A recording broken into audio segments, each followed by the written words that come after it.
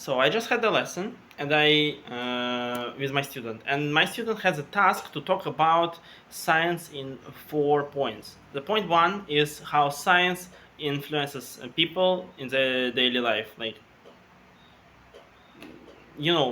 what science brings to people's life on the daily basis.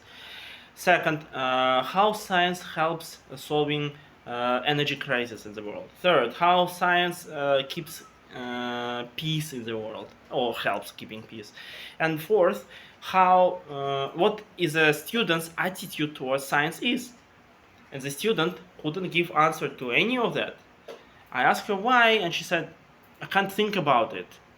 I asked her, like, what do you mean can't think about it? Like, you don't know? She said, no, I know. I just know what to even start with, how to start with this, how to talk about it. I told her, well, mention that science, thanks to science, we have plastic, we have steel, we have paints, we have cement, we have cars, public transport, electricity, everything is thanks to science. She's like, I know that. I can't talk about it. I don't know how. I wouldn't even imagine that it is thanks to science. I know that it is thanks to science, but my mind couldn't retrieve it from my knowledge database.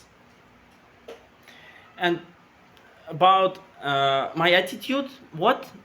I don't have an attitude towards science. I'm a teenager. I just want to chill. I want to have fun. I don't want to bother myself with complicated stuff like chemistry, physics, and other things.